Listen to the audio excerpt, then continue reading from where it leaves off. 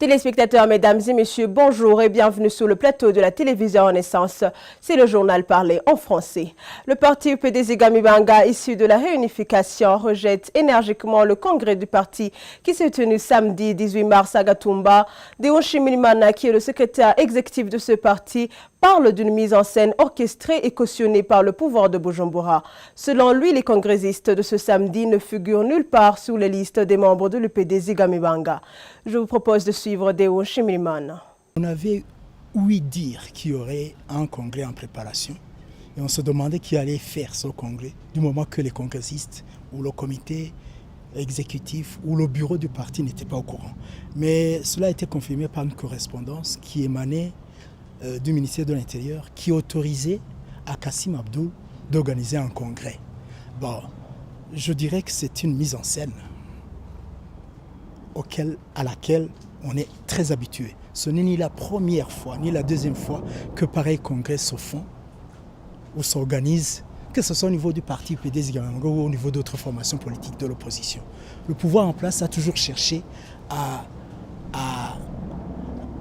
inhiber ou à mettre tout son monde, toutes les formations politiques sous ses ordres ou bien à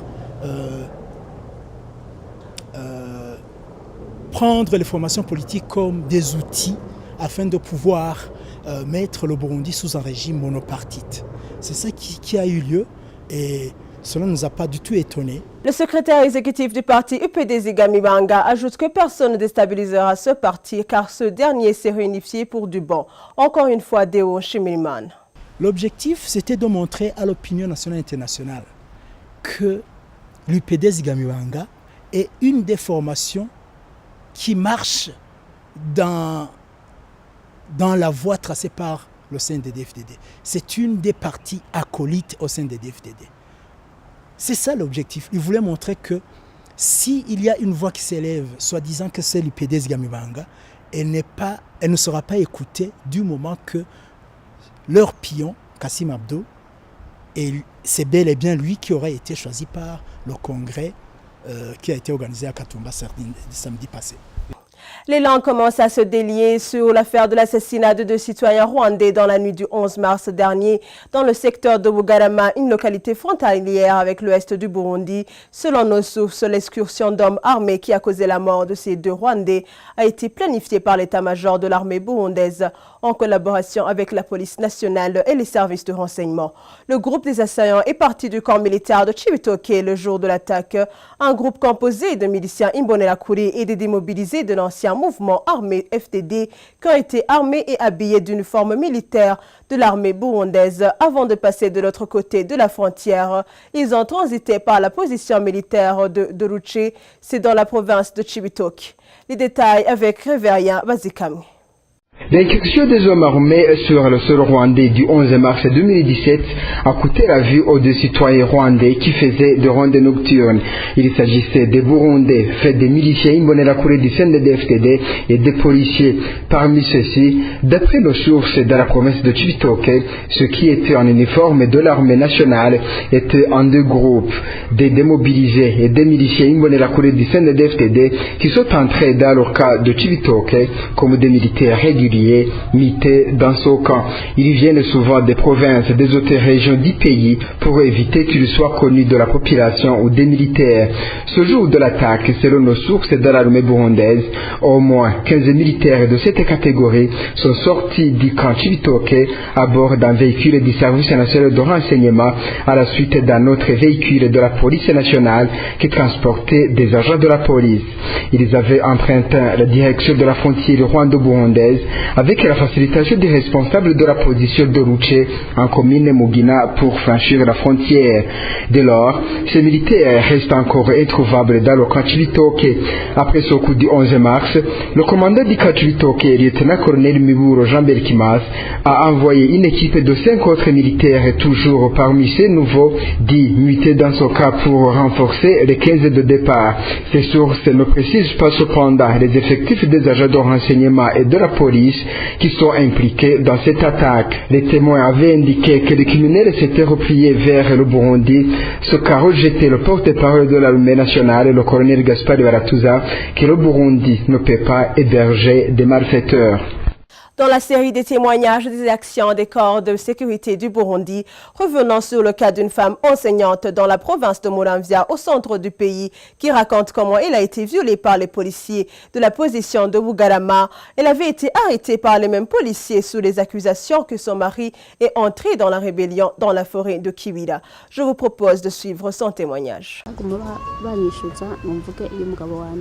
Des policiers et les miliciens Imbonerakure du CNDD-FDD me demandaient à chaque fois où est mon mari. Ils me disaient que le gouverneur et l'administrateur de Muramvya ont besoin de savoir où il est. Ils revenaient chaque fois chez moi, me demandaient toujours la même question. Ils sont venus un jour. Est-ce que jusqu'à maintenant, tu ne sais pas où est ton mari? J'ai dit non. Ils m'ont pris sur une moto jusqu'à la station de la police à Bugarama. La question est restée la même. Le chef de poste m'a demandé si je sais où est mon mari. Il a insisté. Tu ne sais pas où est ton mari? Alors qu'il est dans la Kibira, chez Kagame, pour s'entraîner afin de venir nous exterminer. Et toi, tu es allé ici. J'ai toujours répondu que je ne sais pas.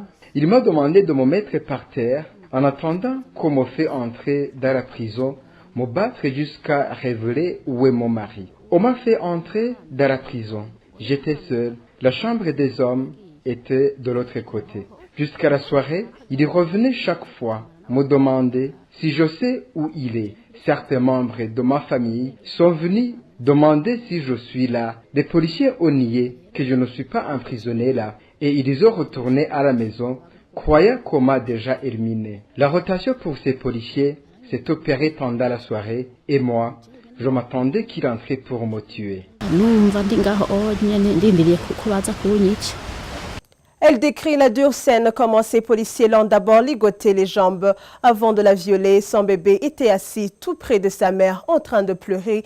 La maman n'ayant pas la possibilité de prendre son enfant, elle subissait en même temps le viol. Encore une fois, suivez.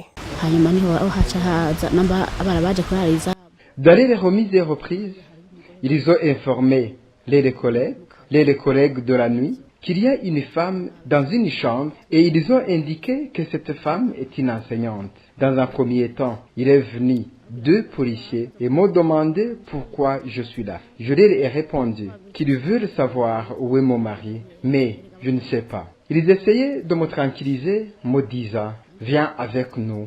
Pour nous dire la vérité. L'un a appelé son ami d'amener une corde. Je commençais à pleurer. Mais ils m'ont dit que cela ne leur dit rien. Ils m'ont demandé plutôt de mettre mon bébé à côté. Ils m'ont déplacé vers la maison de l'autre côté. Ils m'ont ligoté les jambes. Le premier policier m'a violé.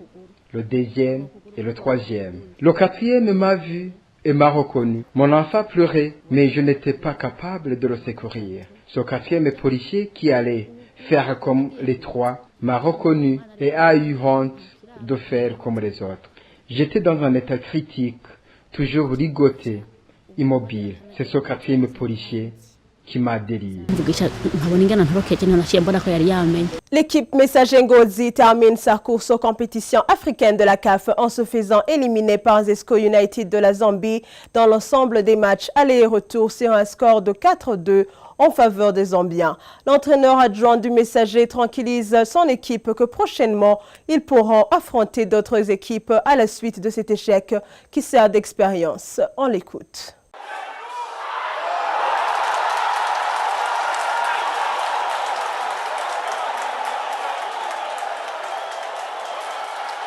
On a marqué le but très tôt, c'était encore possible quand on a eu le premier but.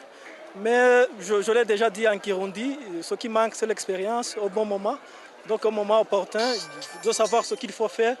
Le but qu'on a eu n'a pas été un élément motivant pour qu'on puisse chercher le deuxième but. La suite c'est de continuer de voir comment on peut décrocher ce ticket pour qu'on puisse jouer cette compétition l'année prochaine. Comme ça va nous aider d'obtenir cette expérience qu'on manque maintenant. Sinon, si on y retourne après 3 ans, ça ne sera pas vraiment bénéfique pour nous concernant au sujet de l'expérience.